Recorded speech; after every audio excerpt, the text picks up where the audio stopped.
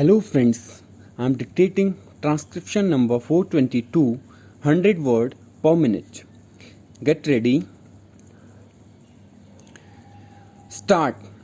Sir, the University Grants Commission has already started making its impact on the universities, and the House will bear with me that the Commission has before it the most difficult task of reconstructing and rehabilitating our universities, and I think I am expressing the general opinion of the House when I express my feelings of gratitude to the chairman as well as to the members of the commission.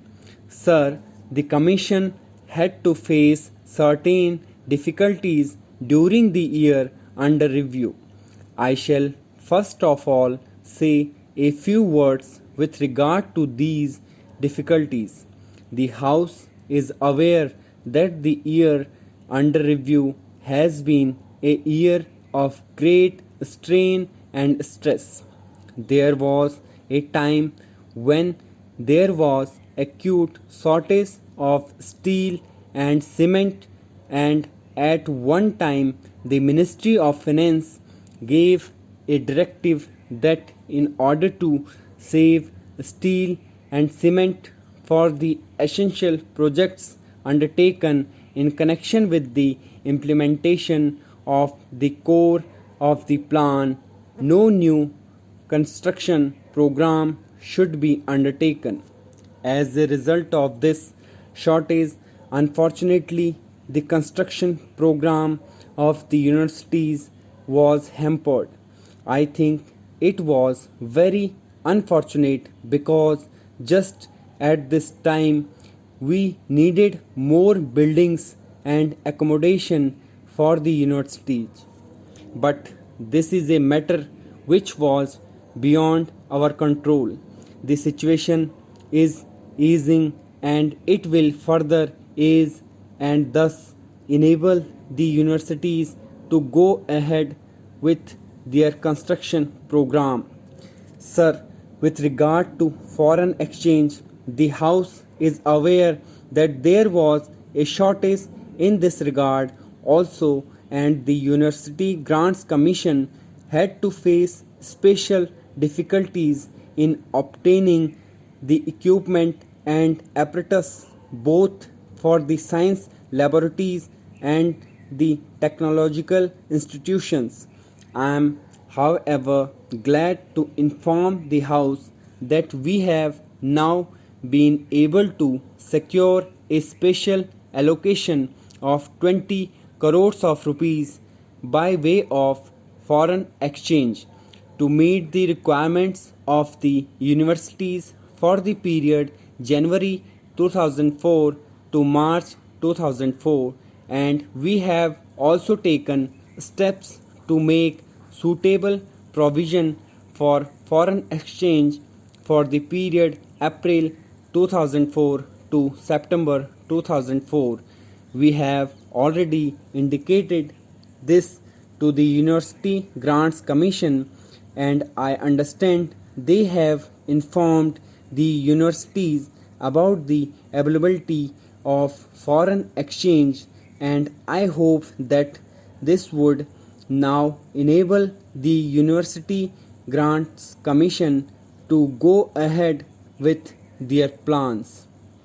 They had also to experience difficulties in dealing with the state universities because the latter could not find the matching funds.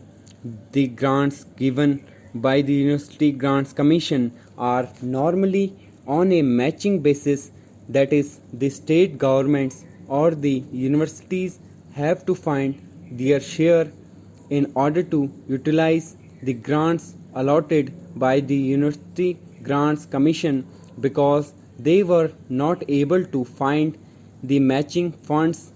We are having discussions with the University Grants Commission to devise some method to resolve this difficulty.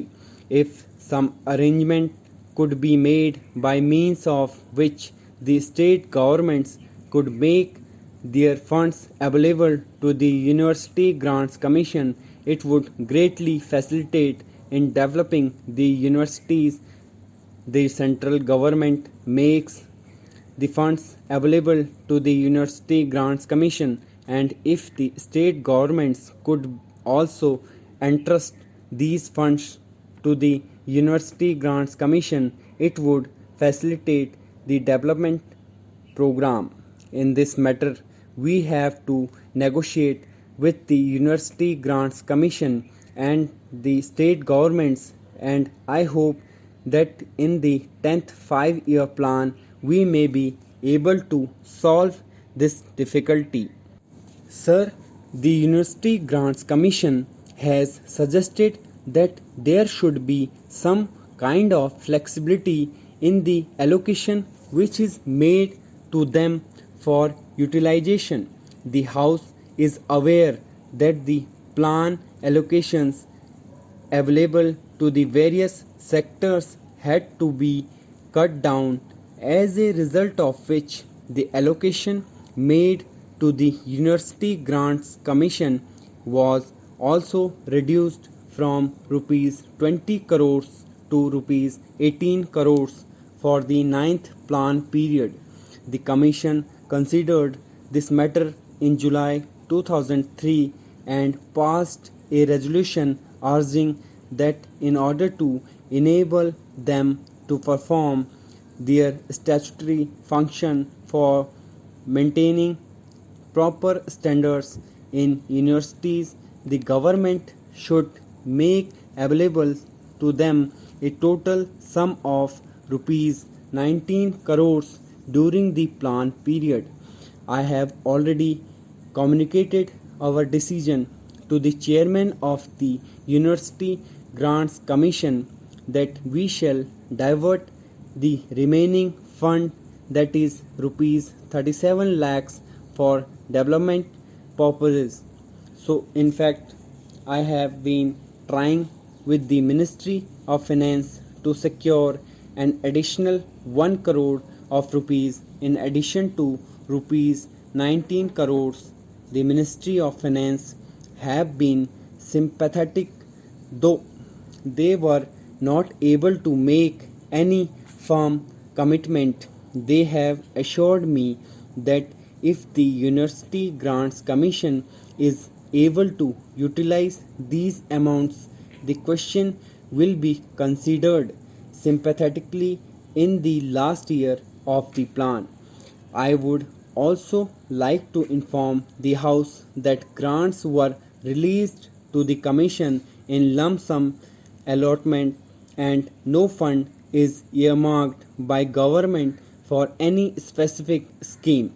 Stop.